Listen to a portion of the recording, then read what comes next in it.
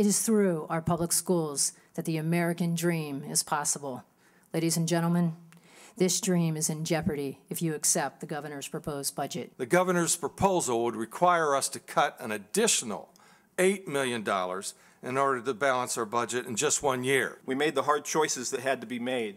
We closed 3 buildings. We eliminated 33 positions. We also bid our food service contract, and our employees once again matched the bid and saved the district over $100,000. We have cut a total of $67.5 million. 491 positions. These cuts have totaled just over $3.5 million, or approximately 12.5% of our current annual expenditures. In the last 3 years, Rockford has cut $9.6 million out of their budget.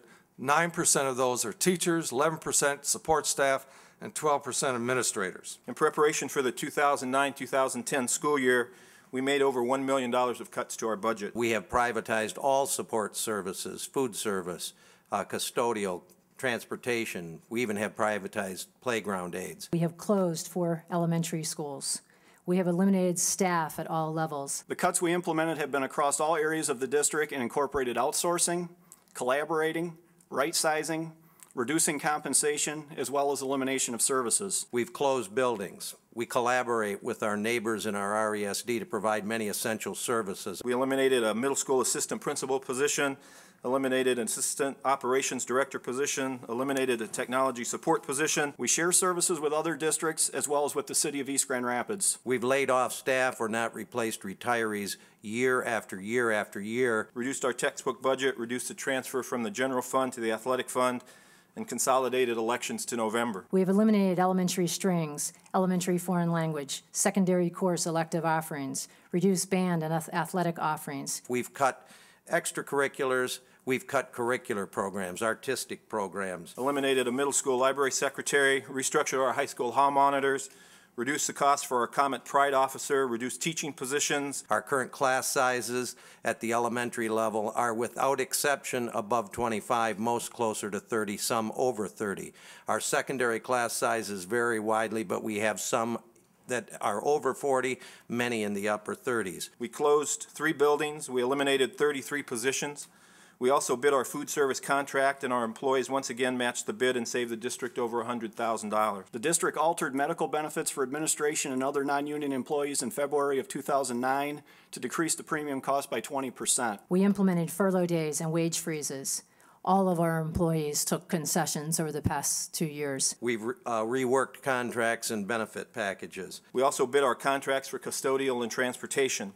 Our employees matched the bids that we received, and as a result, we saved just over $400,000 on those contracts alone. We negotiated with our custodial staff to reduce the cost of that group by $350,000 annually, or about 30%. And we moved to a 20% health premium copay.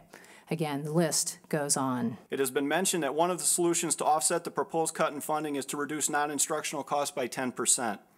Of the $3.5 million we have cut over the last several years, $2.2 million of those costs were non-instructional, representing a 25% reduction in non-instructional costs. But the governor's proposal forces us to go into the classroom. I want you to understand that we have already made many of the difficult changes suggested by state lawmakers. The governor's proposal would result in a $36 million deficit for Utica Community Schools for 2011-12. The current proposed budget would cause us to cut way beyond anything that would resemble low-hanging fruit or fat in our budget. We simply have none anymore. After 9 years of having to make continued reductions, state school districts are not in the position to absorb cuts that are this severe. The budget proposed by the governor is probably one more stone than we can carry. There is no fat left in Harrison's budget to cut. But our district has made many of the difficult decisions that you want us to make. I don't see how that is sharing the pain whatsoever. For the past 5 years, and now with the governor's proposal going forward,